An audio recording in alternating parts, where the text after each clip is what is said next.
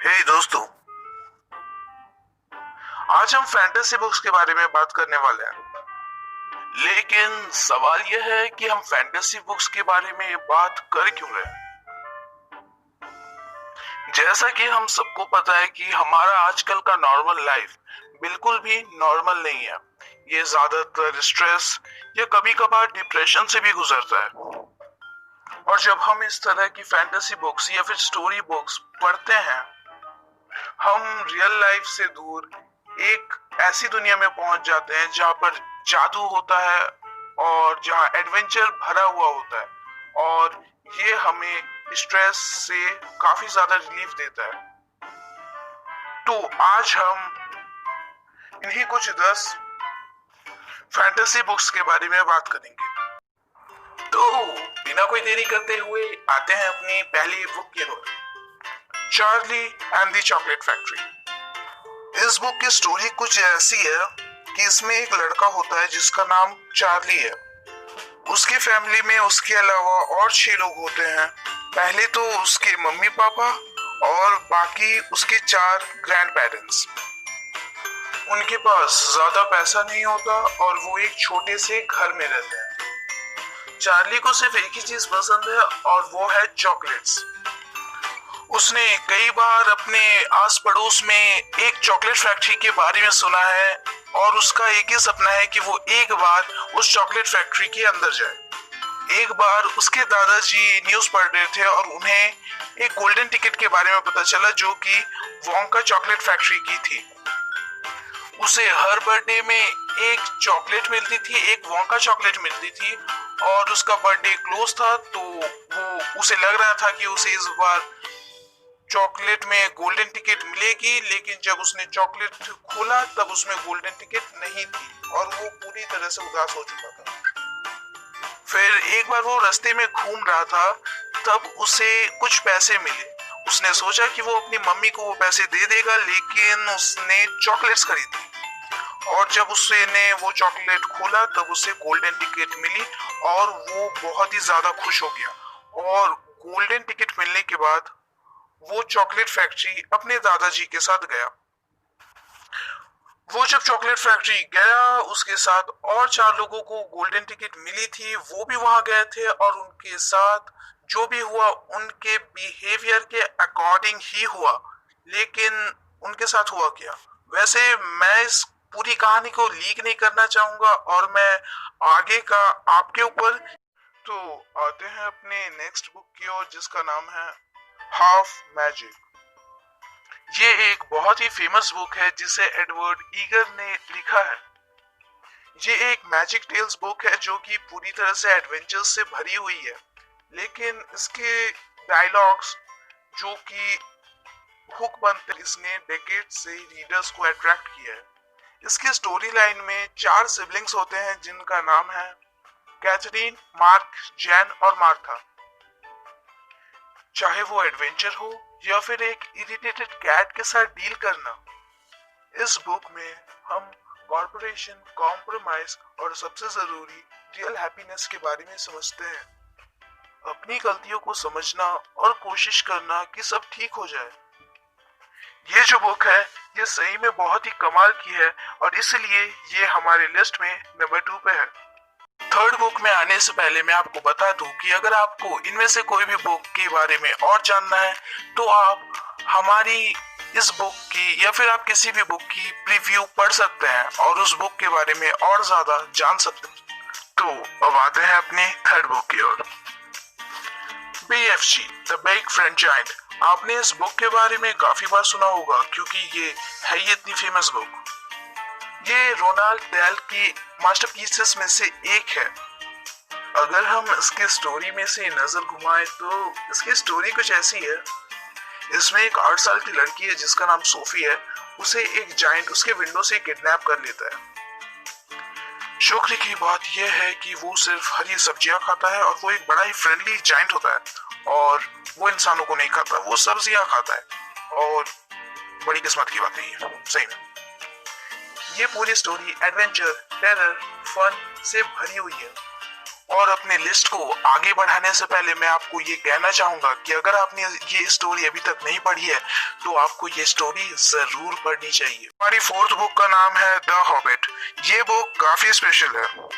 एक मिनट, मैं आपको हर वीडियो में बुक के बारे में कुछ ना कुछ कह रहा हूँ। अगर मैं इस वीडियो में आपको इस बुक के कुछ पेजेस दिखा दूँ तो वो कैसा रहेगा? तो आइए इस बुक के कुछ पेजेस के ऊपर से नजर घुमाते हैं।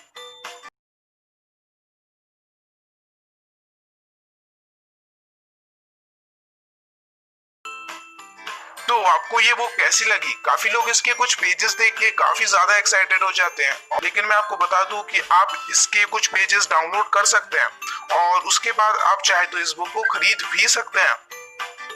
ये बुक इंस्पिरेशन, होप और एडवेंचर से भरा हुआ है, तो आपको ये बुक जरूर पढ़नी चाहिए क्योंकि ये बहुत ही मजेदार है। अपने लिस्ट को आगे बढ़ाते हुए आते हैं अपने फिफ्थ बुक की ओर, जिसका नाम है विनी द पूह।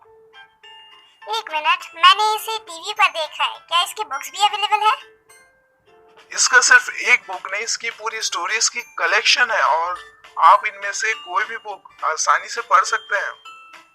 ठीक है, तब मुझे अभी बुक पढ़नी चाहिए। मैं चलती हूँ। वो तो चली गई, लेकिन अगर हम बुक्स की बात करें तो हम इस बुक की स्टोरीज में काफी सारे लेसन्स एक बहुत ही एंटरटेनिंग वे में सीखते हैं। इन स्टोरीज का मेन कैरेक्टर विनी होता है, जिसे पसंद हनी होता है। अगर हम दूसरे कैरेक्टर्स की बात करें तो इसमें एक पिगलेट है जो कि काफी बदसूरत है, लेकिन पॉजिटिव साइड की बात करें तो वो काफी बहादुर है। और इसमें एक आउल होता है जो कि जिसे लगता है कि वो सब कुछ जानता है, लेकिन वो बस चीजों को बनाकर कहता है। पिगर बहुत ही मजेदार है, लेकिन वो कभी कभार अपने ही अच्छे के लिए कुछ ज्यादा ही एक्साइटेड हो जाता है। इतनी मजेदार बुक की सीरीज जो कि काफी ज्यादा एंटरटेनिंग है, आपको इनमें से एक बुक तो जरूर ही पढ़नी चाहिए। हमारे सिक्स्थ बुक का नाम है द क्रॉनिक्स ऑफ नार्निया। ये जो बुक है ये काफी सारे एडवेंचर से भरी हुई है। ये जो बुक है इसके 7 पार्ट्स है और मैं तो रिकमेंड करूंगा कि आप एक पार्ट को पढ़ने के बाद दूसरे पार्ट में जाएं ताकि आपको पूरी स्टोरी का एक बेटर लुक मिल सके। ये बुक काफी एंटरटेनिंग है। दुनिया के अंत का सफर और अच्छे और बुरे लोगों के बीच में खतरनाक लड़ाई, ये सब चीजें इस बुक को काफी ज्यादा एंटरटेनिंग बना देती है। इसमें वो सब है जो एक रीडर को चाहिए होता है, चाहे वो एडवेंचर हो या फिर वो जादू हो या फिर वो जानवरों से बात करना हो, वो सब कुछ ये इस एक बुक में। और ये बुक वो ये सब चीजें काफी ज्यादा स्पेशल बना देती है। इसमें एक शेर है जिसका नाम एस्लैन है और वो भी बात कर सकता है, और ये सब कुछ इस बुक को काफी ज्यादा ऑसम बनाता है और इसलिए ये हमारे लिस्ट में है। अगर हम अपने लिस्ट को आगे बढ़ाएं तो हमारे लिस्ट में आता है हैरी पॉटर सीरीज। इस सीरीज में कुछ 60 बुक्स है, लेकिन मैं कह रहा हूँ कि ये पूरी तरह से एडवेंचर से भरा हुआ है और मैं कहूँगा कि आप सातों के सातों बुक्स पढ़ लें, क्योंकि आप एक बुक को पढ़ने के बाद अपने आप को रोक नहीं पाएंगे दूसरे बुक को पढ़ने से, और मैं मजाक नहीं कर रहा हूँ। इस बुक में एक लड़का होता है हैरी पॉटर, जिसके मम्मी पापा को एक जादूगर जिसका नाम है लॉर्ड वोल्डेमॉर्ट मार देता है, लेकिन जब वो हैरी पॉटर को मारने जाता है तब वो अपनी माँ के प्यार की वजह से वो खुद ही डिस्ट्रॉय हो जाता है और वो 7 अलग पीसेस में बढ़ जाता है और अपनी काफी सारे पावर्स को खो देता है। हैरी के माता पिता जादूगर थे, लेकिन हैरी ये अपने अंकल के पास रहता था जिन्हें जादू नहीं आता था। वो 11 साल की उम्र में जादू सीखने अपने स्कूल में गया, मतलब वो उसका स्कूल जिसमें जादू सिखाया जाता था। हैरी के 2 दोस्त रॉन और हरमोन की मदद से उसने काफी सारे एडवेंचर्स को पार किया और ये बुक सही में औसम है।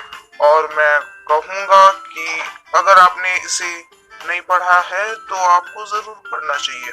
मैंने पढ़ा है, सच कह रहा हूँ। दूसरे बुक में जाने से पहले मैं आपको बता दूं कि अगर आपको इस बुक के सीरीज में से जो पहला बुक है उसके कुछ पेजेस पढ़ने हैं तो आप नीचे डिस्क्रिप्शन में वेबसाइट का लिंक होगा, आप उस पर क्लिक कीजिए, आप वहां पहुंच जाएंगे और फिर आप उसे बाय भी कर सकते हैं और उसके कुछ पेजेस पढ़ भी सकते हैं और आप उसके पहले बुक की पेजेस पढ़ेंगे। ठीक है।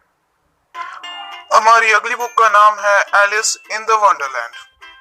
ये बुक सिर्फ बच्चों के लिए नहीं, बड़ों के लिए भी है। इस बुक को कोई भी पढ़ सकता है।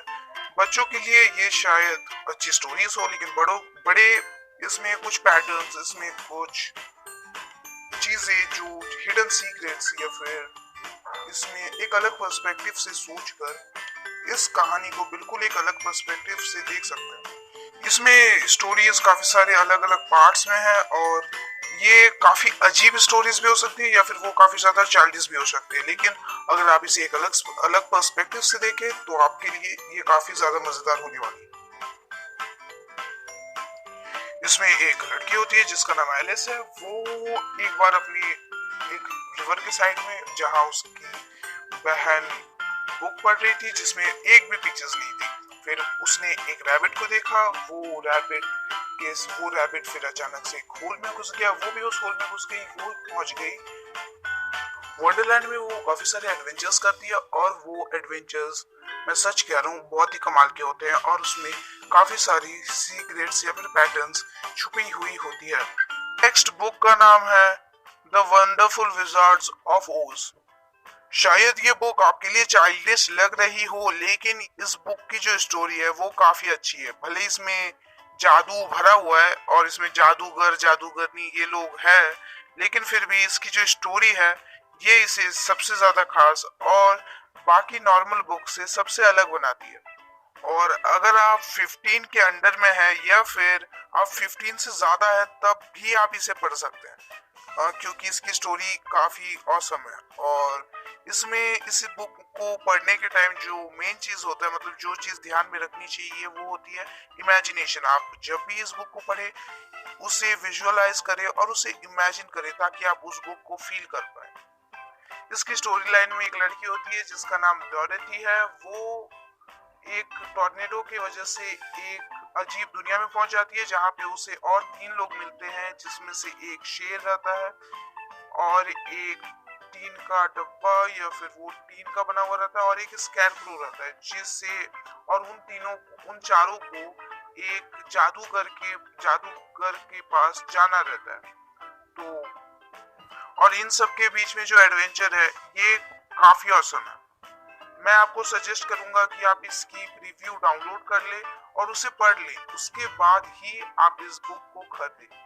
और क्योंकि इस बुक के रिव्यू को पढ़ने के बाद आपको एक बहुत ही अच्छा आइडिया हो जाएगा कि ये बुक आपके लिए है या नहीं। ये बुक मेरे लिए तो है, मैं तो पढ़ूंगा।